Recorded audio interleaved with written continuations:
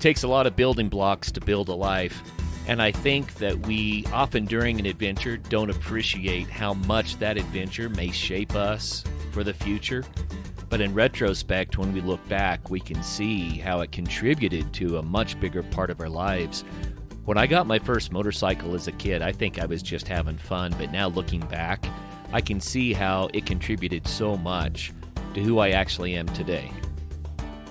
Episode number 1068, Motorcycles and What They Do for Us, featuring Travis Parsons.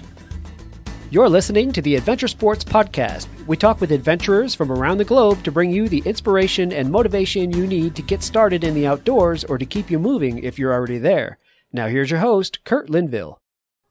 Hi friends, welcome to the Adventure Sports Podcast.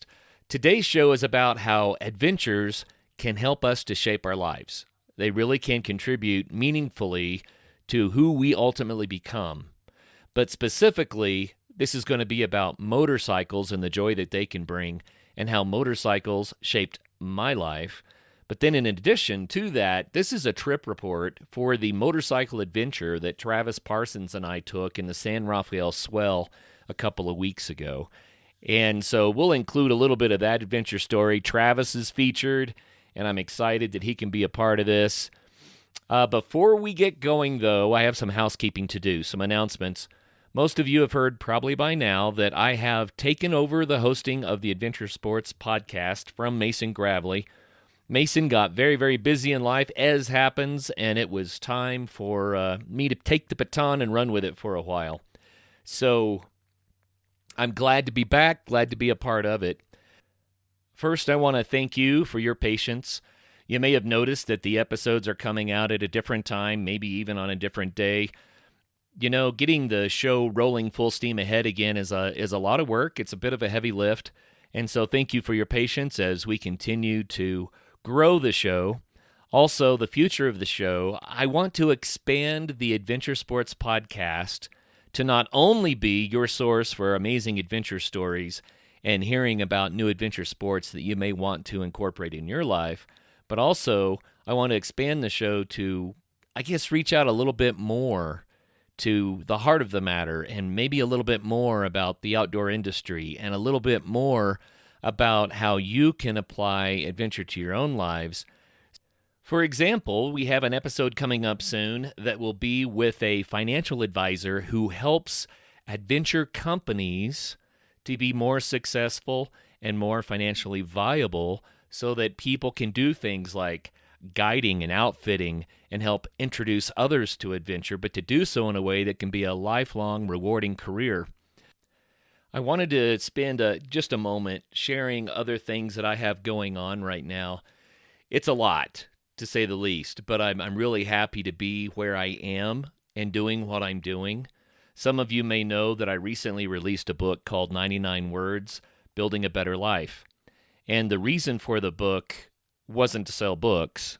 The reason for the book was because I saw it as a way to perhaps encourage people out there, help people sort out what their own belief systems are, some foundational beliefs that they can build on so that they can live more meaningful and joyful lives. I do believe that adventure is a big part of that. Matter of fact, I believe that life itself is the greatest adventure. And when you approach life with that adventurous attitude, then I think it really helps to take it in stride and to see the hardships more like opportunities to learn and challenges to overcome that will contribute to us in the future, like adventure so often does. So in addition to the Adventure Sports Podcast, I have a few other things going on. I have a YouTube channel called Moto, and I laugh because Moto, that's Gunnimoto, Moto is just me riding around on my motorcycle, and I just talk a lot about whatever's on my mind. And while we focus primarily on adventure on the Adventure Sports Podcast, on Moto, I talk about anything and everything. Sometimes it's history of the local area or geology, about the local area, or information about the trails that I'm taking. But the scenery can be astounding, and the conversation, well, if you're into philosophy and deep thinking and things like that. You may find it interesting. So that's on YouTube, and I don't contribute to it consistently like the Adventure Sports Podcast. I just post a video when it makes sense to. But I bring it up because there is going to be a video posted there soon that will have the video from the story that will be shared today about Travis Parsons and I in the San Rafael Swell in Utah going on a motorcycle adventure. And we had a 5-day camping weekend in which we were going to do off-road motorcycle riding. And we ended up riding 3 of the 5 days. We thought we'd be riding more like 4 of the 5 days. That's part of the adventure that we'll have to share with you. But anyway, if you want to see, not just hear about the ride, then go to Gunny Moto, and it's probably not posted at the time that this comes out, but it will be within a week, maybe even within a day. So Gunny Moto on YouTube, you can see that. You may stumble into me on other podcasts. That's something else I have going on. I realized when I finished writing 99 Words that if I didn't promote it, there's no sense in me having written it in the first place, because if people don't know it exists, then how would they ever see it as a potential resource or toolkit that they could use to make their lives better? So I have been on several other podcasts talking about building better lives. It's a lot about honesty. It's a lot about love. It's a lot about discerning what truth really is and how you can apply that to your life. It's about doing the hard work of shaping ourselves into people that we enjoy being more. That might be a good way of saying it. I mean, one of the main taglines in the book is that life can be better than it is because you can be better than you are. And that might sound trite. I don't mean it to, but it's the truth. We can't change the planet. We can't change the world. We can all contribute in our own ways, but we can work on our own hearts. We can work on our own beliefs. We can work on our own attitudes. And when we do that, the way we encounter the world can get better and better and better. The Adventure Sports Podcast has been about enriching people's lives from the beginning when we started it 10 years ago. 99 Words kind of takes that to the next level from my perspective.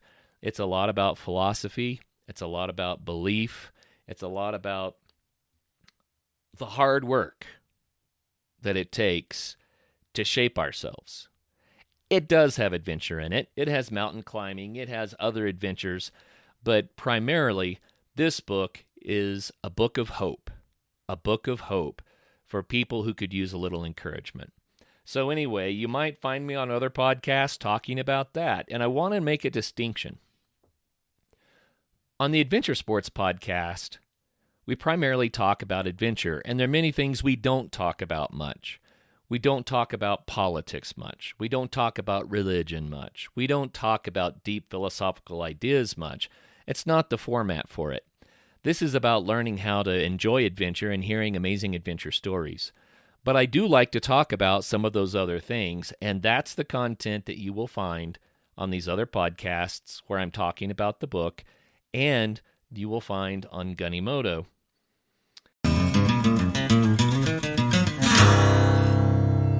When I was a kid, I had a cousin named Jeff. And Jeff, as far back as I knew, had a motorcycle. And I would go to Jeff's farm, and sometimes I would spend part of a weekend there. And he and I would go exploring all over his farm. They had a beautiful creek called the Bayou that was down a bluff behind their house. We used to go down there and fish or swim, or in the wintertime, play on the ice. We would try to see crazy animals and sometimes run into the occasional skunk or snake. And you know how boys are. See what kind of trouble we could get into with those things. But the fact that he had a motorcycle always used to amaze me. At the time, I had a bicycle. My dad bought this bicycle pretty much out of a junkyard. It was rusted. It was old. It was heavy. It was a 1-speed street bike. But my dad rebuilt this bicycle. He took it completely apart, cleaned everything up, re-greased all the bearings, put it back together, but not before he painted the frame a beautiful red and blue. And I got on that bike, I'm telling you, every time I was on that bike, I had a sense of purpose, a sense of freedom as a little kid. And I'm talking about first grade, second grade, third grade. That bike, to me, was a way that I could get places and experience things. And I would make ramps and jump it, of course. And I would find cans in the ditch and stack them up and see how many cans I could clear if I took a jump fast enough. But here's the thing. That bicycle, that one-speed street bicycle, was always a motorcycle to me. Every time I got on it, even though I was pedaling hard, it really wasn't about the bike. It was about the motorcycle. And so my cousin Jeff, who was 4 years older, had a motorcycle. And when I would go to his farm, sometimes he would ride it in front of me. Sometimes I could sit on the back and he would take me through the fields. But I was always so amazed at the idea that instead of pedaling and only being able to go as fast as your legs could pedal you, which I also think is cool, you could just tweak that throttle a little bit. And, the noise and the power and the acceleration and the fact that you weren't limited to just what your little legs could do, but you could go places. I mean, really go places. And you could get up stuff that you would have to push a bicycle up. The idea of the motorcycle, I guess, I don't want to over-romanticize this, but it just enchanted me. So I had another cousin named Walter, and he also was about 4 years older than I was, and he bought a motorcycle. It was an Enduro, a Yamaha Enduro 100, so small cc, small frame, really good for a kind of a large kid size. And even though it was only 100 cc's, the gearing on it was torqued down to the point that it had lots of get up and go. It didn't go very fast, but it could get you to that speed in a hurry, and it could climb anything because it was just geared so low. Loved that motorcycle. So Walter bought this motorcycle, and he really ran the wheels off of it for several years, but then being older, he started to outgrow it. And he found out that I wanted a motorcycle. So one day he offered to sell it to me. And I had a small amount of money saved up. And I went to my parents and I said, Walter wants to sell me his motorcycle. And I had to talk him into it. But they let me spend my small amount of money on that motorcycle because I promised that I would save that money back by mowing lawns. And so as a kid, 12 years old, I got the motorcycle and I started mowing lawns for pay. But what I didn't realize is that I was getting paid such a small amount for mowing lawns, it would take forever to pay back the money that I paid for the motorcycle. But that's another story. I couldn't believe that I finally had a motorcycle. And I rode that motorcycle. We lived on a 180-acre farm in the Ozarks, so in the foothills of the Ozark Mountains. And we had Broad Valley with lots of creeks and ponds, but then we also had the steep Flint Ridge hillsides and sandstone hillsides around us that I could ride on. And I rode that motorcycle and rode that motorcycle and rode that motorcycle. I estimate more than 10,000 hours were spent on that one motorcycle. No idea how many miles I went. But as a 12-year-old, 13-year-old, 14-year-old kid, I learned so much. I learned self-reliance. I learned how to work on machines. I learned the importance of, what would you say, having sound judgment, making good decisions about what you're about to attempt. I crashed that motorcycle many, many times, of course, learning how to ride it, but learning how much throttle and to be moderate about that throttle, learning how to really control the clutch, how to manage the clutch so the motorcycle could not just go, but do so much more. Learning the mechanics of how machines work and operate, learning the mechanics of force and mass and acceleration, right? But more than any of that, just having the wind in my face and having the freedom to go and to experience something on my own, knowing that I had to rely on myself to not get hurt, I had to rely on myself to get back home again, that built so much character. And when I think back on it, every kid growing up has this kind of struggle with the ideas of how do I fit into this world? What's my role? Who am I and who do I want to be? And how do I want to be recognized What's my character? What's my identity? As a young teen, I realized that being someone who could manage himself on that motorcycle contributed a lot to my identity. And some people think motorcycles are somewhat dangerous, and they really can be. They certainly can be. Some people might say, you're putting a young teen on a motorcycle and saying, have fun, kid, and he's out on his own. That might sound crazy. And honestly, in retrospect, I look back and I think, man, my parents must have really bitten their tongues a lot to not worry and not caution me all the time about the motorcycle.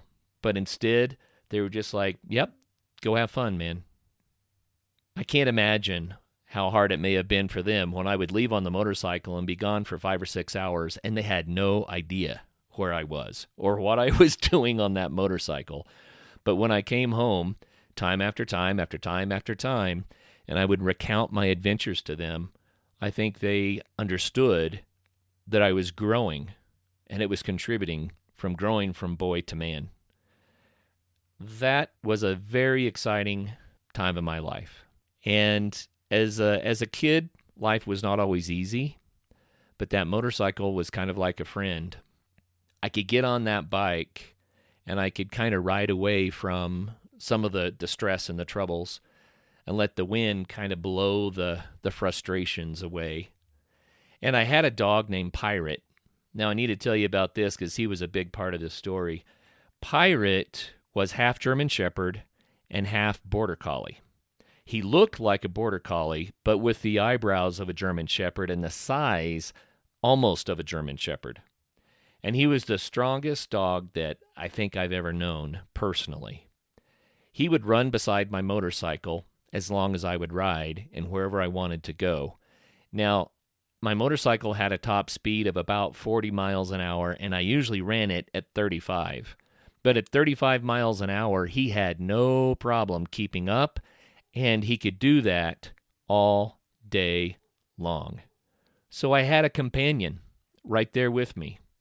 And at first, sometimes he would cut in front of the bike, and I would hit him with the front tire, and he'd squeal, and I hated that. So he quickly learned not to do that, but if I was getting ready to turn his direction or he started to dart in front of me, I would whistle real loud. And when he heard the whistle, that was like the horn. He would look over his shoulder and jump out of the way, and we had so much fun. This powerful dog and a kid on a motorcycle. Parents, it's scary to let your kids do dangerous things, but it's by doing dangerous things within reason and learning how to manage ourselves in those situations that we get the fortitude and the judgment to be able to navigate life successfully. So I encourage you, if your kids have an interest in doing something, some adventure sport, and if you're hesitating like, yeah, but what if something happens, rather jump into that sport with them, help them to do it within their own limits and to do it as safely as possible. Teach them how not to be reckless, but how to be safe and still challenge themselves and have fun. What an amazing gift that can be given. I eventually outgrew the bike, and my wonderful dog Pirate passed on. And I found myself in college with no money for a motorcycle. I was working my way through school, and then after I graduated, I moved to Colorado. And I got my first job and soon met my wonderful wife. We've been married now for 30 years, and we raised 4 amazing children. We decided when we found out we were pregnant with our first child, who was our oldest son, Caleb, that we would try to make it on one income. And that was hard to do. It's much harder to do now than it even was then. But raising a family on one income was very, very, very challenging. But Anne really wanted to be able to stay home with Caleb and then the rest of the kids. She wanted to stay home and give them her best and invest in them rather than chasing after the outside career and more money. And so that's the choice we made. But what that means is there was no motorcycle. And as much as the motorcycle mattered to me as a kid growing up in my teenage years, living without one, I would see one go by, and I would just be like, oh, it's like missing a friend that went overseas. I mean, that motorcycle was my friend. Anyway, all of that said, let me jump forward. The kids are grown now. We have 2 in college, 2 that are out of college, and I finally got to the point where I could once again get a motorcycle. And so a few years ago, I got a DRZ 400, a Suzuki DRZ 400 Dual Sport, and it's a much bigger version of the Enduro that I had as a kid, much more capable motorcycle. And the reason I chose the DRZ is because it's street legal.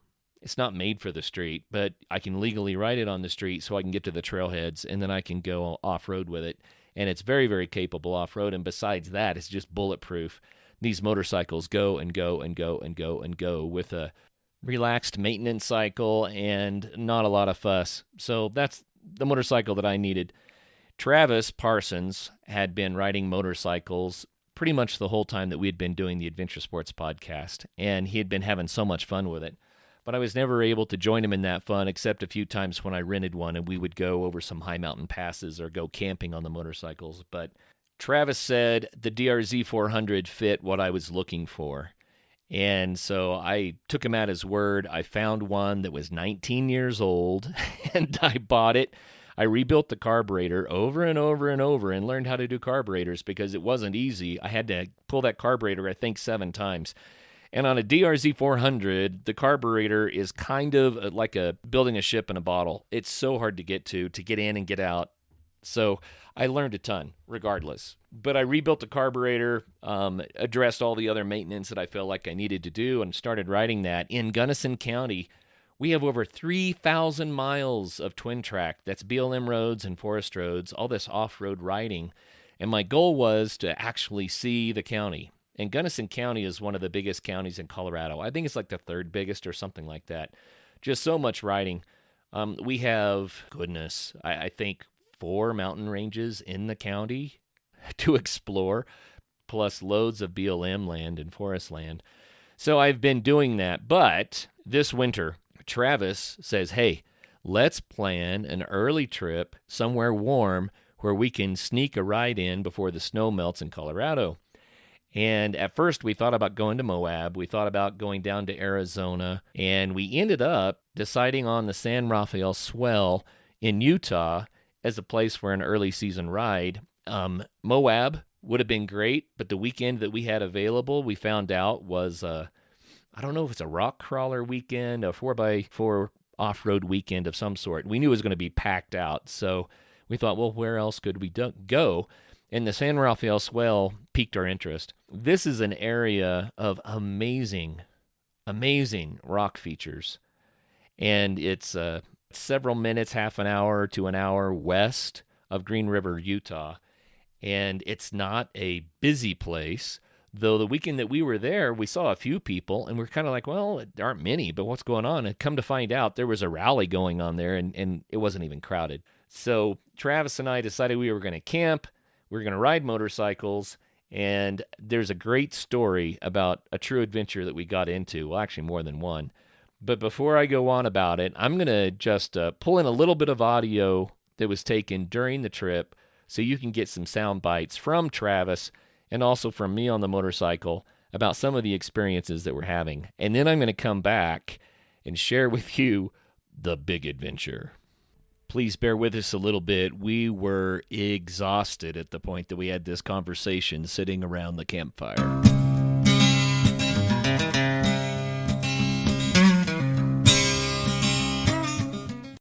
Oikos presents 15 Seconds of Strength. Here we go. Steve's got a trunk full of groceries and no one to help him. Oh, that's tough, Jim. Looks like a 5-trip load at least. He grabs the first bag, the second. Bob, it looks like he's trying to do it all in one trip. He shimmies the door open, steps over the dog. Oh, and he stumbles. Oh, right into the kitchen without missing a beat. Jim, now that's a man who eats his protein-packed Oikos. With 15 grams of complete protein in each cup, Oikos Triple Zero can help build strength for every day. Oikos, stronger makes everything better.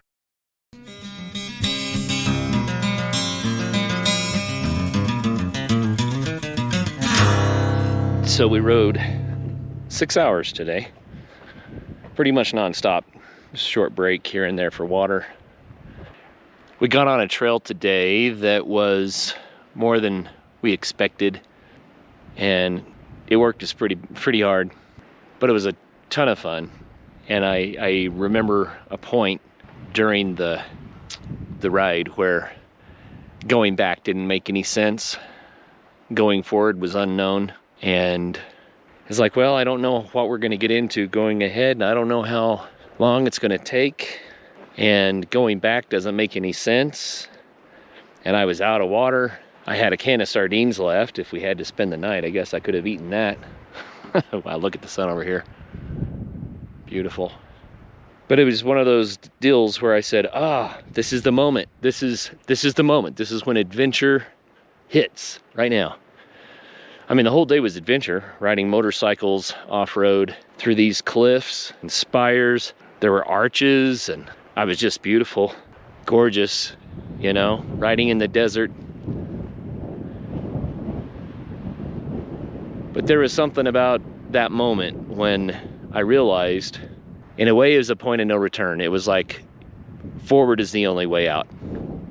And that's not always a good thing, but when I've experienced that over the years, that's when you dig deep and you find out something about yourself. So I'm on a DR Z400, and Travis is on a DR 650, which is a heavier bike. It's more street worthy, even less trail worthy, but Travis is an excellent rider. But that DR 650 was probably a bit too much bike for what we were on, because what we were on was,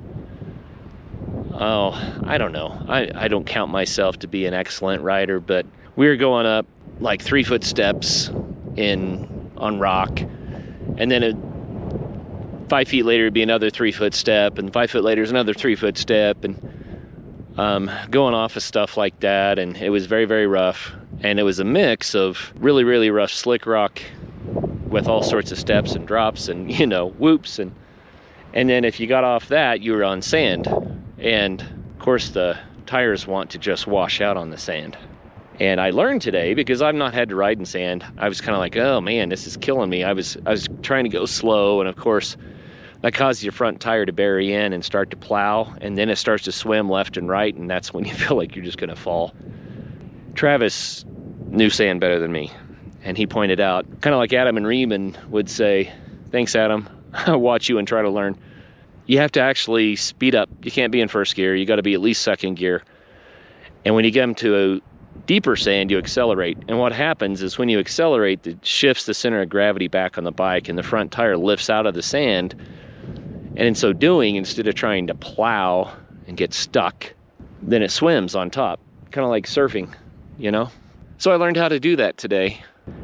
Today we started riding, and 6 hours later we were back, and we're beat, man. Tired, but what a beautiful day.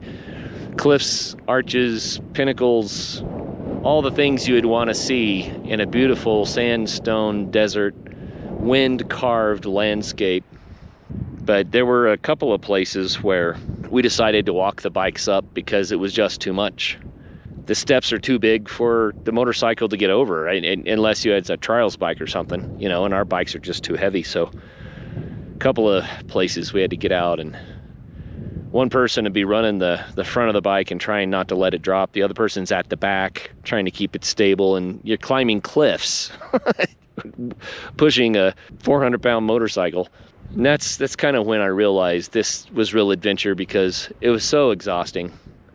And you reach the point of wanting it to be over, but realizing that you're digging deep and learning about life and yourself, gaining skills. Yeah, that's what adventure is about, I think. It's not just the fun of adventure. It's getting stronger. There's some element there too, probably, of saying, hey, I can still do it. I'm strong enough.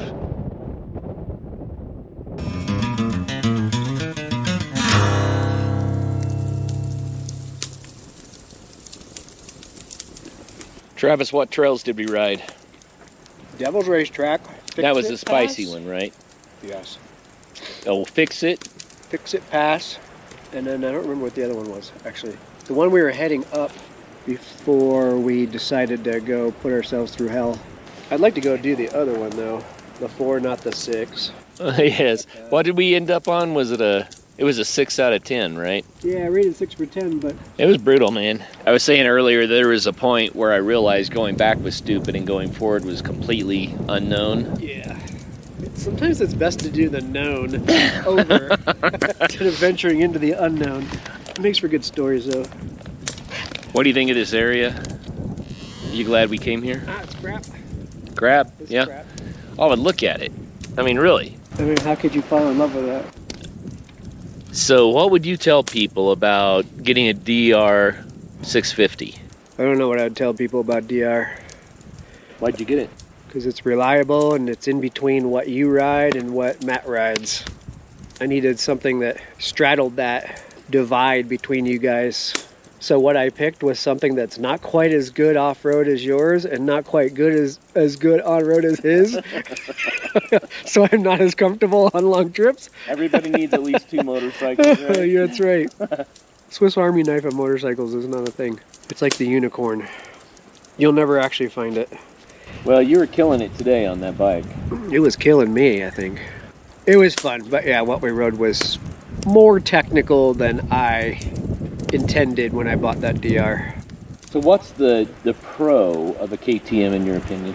It's got a lot of power to weight ratio. It's a very light bike, so if you want something to go tackle what we just tackled, That would be great. yeah, not worry about it throwing you around so much, but you wanted the power, then that's the way to go. But at the same time, you're going to have close, tight maintenance intervals, and reliability can be hit or miss, I guess. Is it just because they're too high compression? Yeah, that it? Yeah, that brings the maintenance intervals closer, for sure. Yep. That's like something on a DR650. It's so low compression. It's just a rock. It's reliable as a stone because it's not stressing itself out ever. Okay. Are you as beat as I am? I think I'm beater. I'm Moby. Moby? Moby. That was a good day, Travis. It was a good day.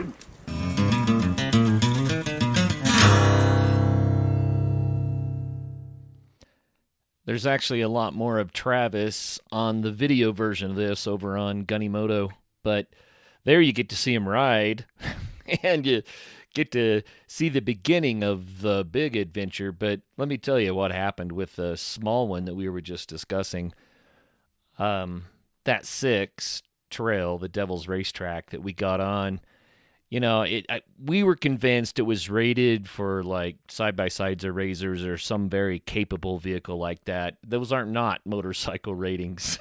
And matter of fact, very, very few even, altered for off-road 4x4s could have done this trail. There were sections that I just don't think they would have had the clearance for. It was nuts. But that said, we were so tired that the next morning we woke up and we were just stiff. And we kept sitting around camp. We had breakfast, enjoyed the morning coffee, and then enjoyed watching the sun as it climbed over the 500-foot tall cliffs that surrounded our campsite. And then we enjoyed the breeze, and then we found the shade when the sun got too hot, and then we're like, well, should we ride? And then we decided to walk over where there were some petroglyphs and look at those, which was amazing. And then, it was lunchtime, and then the next thing you know, well, it was dinner time, and we needed some more ice, we decided. So we drove into Green River and ate dinner, and then came back to the campsite that evening. As you can tell, we were just too worn out to get back on the motorcycles that day. So the next day, we took a beautiful ride kind of to the south and east of the campsite, and I don't know the names of all the trails over there, but we did some 4s and we did some 5s, and over there we got into Deeper Canyon. Matter of fact, one of the trails was called Red Canyon, I believe, and another one was Behind the Swell. No, behind the reef. Behind the reef, not behind the swell. It was the San Rafael Swell. This was called Behind the Reef. And it's steep up, steep down, bony stuff, beautiful rocks, beautiful scenery. And this was the area where I reported, man, it feels like we're riding in the Grand Canyon. Sometimes we're on the canyon floor, sometimes we're up on the cliffs on the side, but it was just an amazing ride. We rode about another 5 or 6 hours, but we never did another 6. The 5 was as high as we went, which was plenty fun. And it was the day after that led to the big adventure. And I recorded some video on the motorcycle that day. I'll give you a couple of snippets of that. But it started out pretty normal, and you can hear me just kind of pontificating on the motorcycle, looking at the scenery. But then things got, well, unexpected.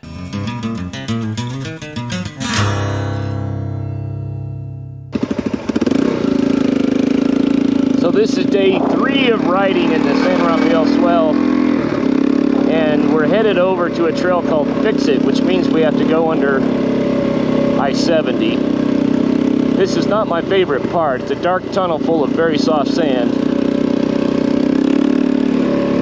And what I've learned is you can't go slow in sand. Can't see, you can sure feel it. Woo!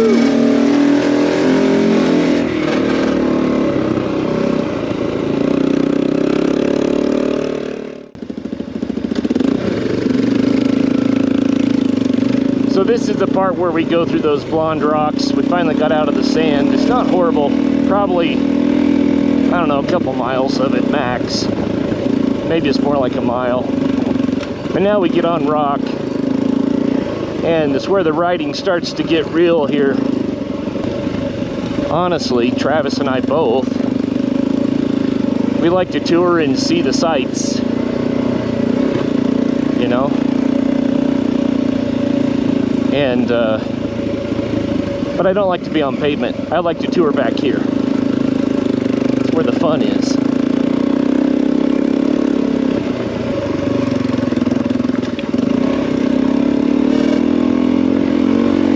By the way, it is mid-April. I think it's the 14th. And the temperatures this morning were above freezing. Low 40s, and now it's probably 55, approaching 60 degrees. We had a high a couple of days ago, actually made it above 80, but today I think mid 60 is about all we're going to get, and I'm fine with that. The cool air is so nice. So that is mid-April here in Utah. Later in the year it gets so hot that I would choose another place to ride. But this is nice for early season to be able to get out here when there's still snow on the high peaks in Colorado and trails are closed for various other reasons. But for beginners out there, standing up is everything in this kind of terrain. What it does is it helps the suspension of the motorcycle to be able to work better. And when you're sitting on that seat, it jams it all up. And the other thing is, if you happen to kick out sideways sitting down, then all your mass gets kicked out sideways and it'll throw the bike off the trail. But if you're standing up, then the back end of the bike, when it kicks sideways, you go straight. And then the rear tire can push the bike back onto the trail. And so standing up is everything. But I'm 6'2.5", 6'2". I might be shrinking. It might be 6'1". And even though the DRZ 400 is one of the taller bikes, when I stand up, it's too short for me. And so Travis can stand up with pretty much straight legs and have bent elbows like you're supposed to. I have to hunch over. And honestly, it's a very uncomfortable position long run. So a couple of days ago, Travis and I adjusted my handlebars. I put a riser in to start off. And the riser was a big improvement, but it wasn't enough. And then we adjusted the handlebars forward and up a little bit. It had a little bit to give, and I got another probably 1.5 inches. So much better. But I'm still too tall for the bike. So the next step is to lower the foot pegs, because the bottom of the motorcycle is a good 2 inches below the foot pegs. So I have that much wiggle room. And I'm thinking if I lower the foot pegs maybe 1.5 inches.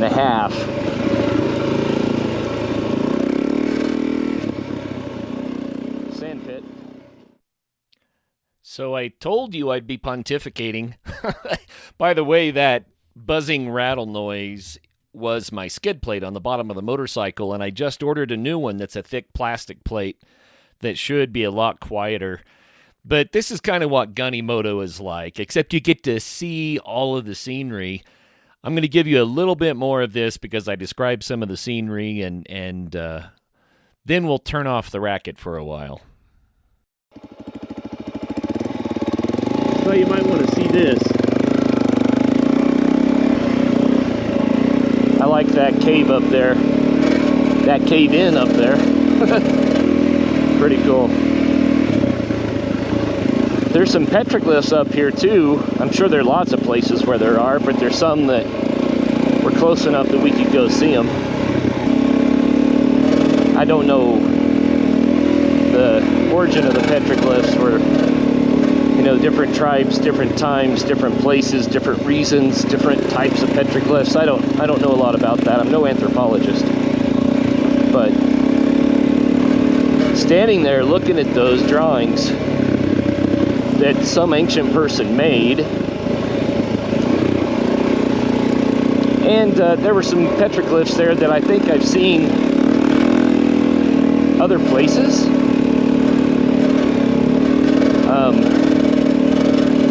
And it makes you wonder, why do they use the same symbols? Were they communicating something, or was it part of a religion? It just seems odd. And some of these things are thousands of years old, of course.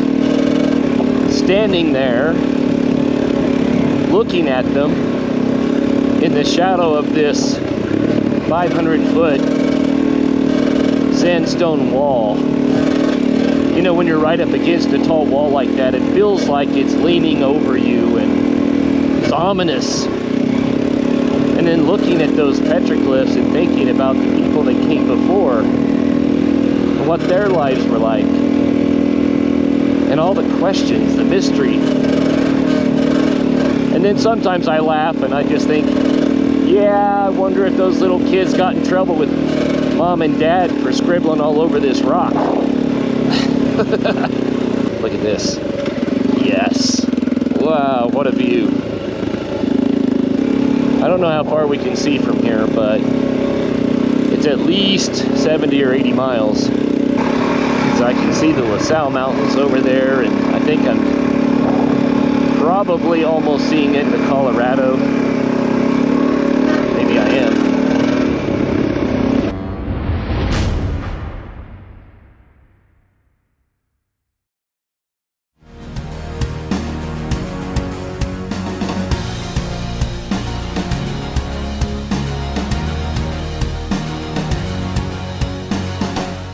So here's something for you. For you people that like to think about maybe mysterious stuff or psychology or even spirituality.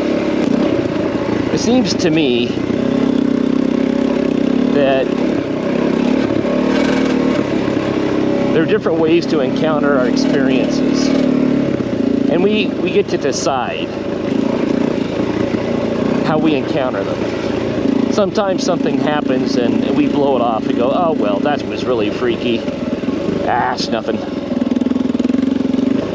Or someone else might see a rose petal and say that is divine and learn something from it. And other people would laugh. But what I have found is that each individual has the right to get meaning from what they want to get meaning from and to learn if they pay attention. And I find that you can make up stuff. You know, you can have a little experience and make something up and say, oh, that was so mysterious, so enlightening. And that's not really what I'm talking about. But, you know, you can see the rays of sunshine punching around a thunderhead and the silver lining around it and the rays beaming down, and maybe there's even a rainbow and it's moving. And we can explain all of that. We know where the silver lining comes from. We know what makes the rainbow happen. We know why thunderstorms form and what they do. But at the same time, you can look at it and just enjoy the grandeur, the beauty, maybe feel something. It's like, wow, you don't see that every day. And maybe you're going through something in life that's dark and threatening, and when you see that silver lining, the sun behind the storm, maybe it's like a reminder. It won't always be a storm.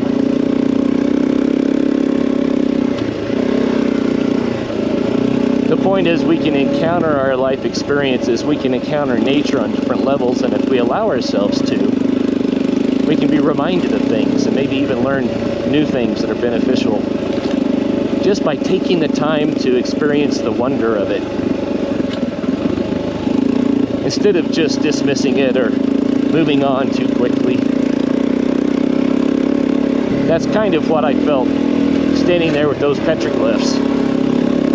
I didn't get any big crazy insights, but just stood in awe for a moment of the vast period of time that had passed since those drawings were put on that rock, and how they had weathered the eons, and that someone from thousands of years ago that didn't speak my language, didn't know anything about our modern day, was communicating to me. Of course, I didn't know what they were trying to tell me. But they were communicating to me something that mattered to them on some level. And standing in awe of that for a moment, I don't know. I mean, I learned something, you know?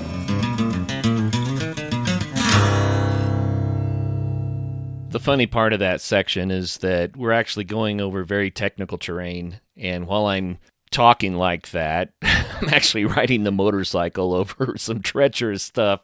It's funny to see. That's what Gunny Moto's about. And hopefully, maybe there's a little bit of something you can give some thought to in there. You know, thank you so much for listening today. This was a totally different sort of an episode, and one that I probably won't repeat very often because I love interviewing guests and everyone would get tired of hearing me anyway, but I wanted to share what Travis and I went through. The rest of the story is worth telling, however. We continued on this trail until we ended up in an arroyo, just a dried-up riverbed, and we were traveling through mile after mile of very, very deep sand. And finally, on a corner, I slowed down to make the curve, which meant my front tire started to plow, and I crashed, which I wasn't hurt. It was not a big deal, but after that, my motorcycle wouldn't start. And this is where the real adventure comes in. We did everything we knew how to do, field inspecting the motorcycle. We tore it down. We traced all the wiring. We even hot wired it to bypass the ignition in case the ignition had gone bad. We used the headlight. We unwired the headlight and used it as a voltmeter of sorts, or an amp meter, so that we could see where we had current and where we didn't. And we finally got to the conclusion that the engine control unit must have gone out, and we had no way to fix that on the trail. Deal was, we're probably 17 miles at that point from pavement on very challenging, not extraordinary, but very challenging back roads. All we knew to do at that point was to see if one of us could ride out and get to my 4Runner and bring it in with a motorcycle carrier on it on this crazy four-wheel drive road, and then load up the bike and haul it back out again. However, we had never ridden the trail ahead, and it seemed that that would be the easiest trail except for the deep sand, and it also seemed like it may be the fastest way. Now, obviously, my bike's not running, and I'm not getting on the back of Travis's bike in those conditions. It would make it too dangerous for both of us. So I handed Travis the car keys, and I said, "Good luck." Well, we decided to text back and forth over satellite, and I would check my text like once every 30 minutes to see if he made it out or not. Because if he didn't make it out, then we would both be stuck. And so I had to save my cell phone battery. I realized I very likely would be spending the night if he didn't make it out. I mean, he's such a capable guy, but first he had to make it out on his motorcycle. Then he had to be able to make it back in with a 4Runner, which we didn't know if the trail would allow. And we didn't know how long that would take. We guessed he could finish the ride in about an hour, and then it might take him 2 hours to get back, so I figured at a minimum I was in for a 3-hour wait. Well, he did get out on the motorcycle, and it took him almost 3 hours.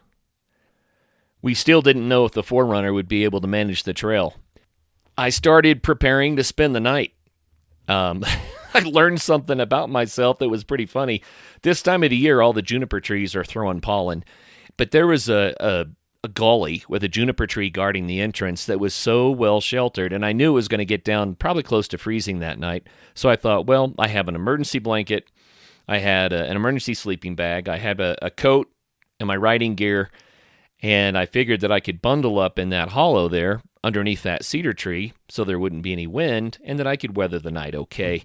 Well, I laid down under that cedar tree just to conserve energy, not realizing it was throwing pollen in my face. I started sneezing, my eyes started watering. I had to get up and run away from the juniper tree, and it took well over an hour before I could see again or breathe again. So I learned that I'm allergic to juniper pollen.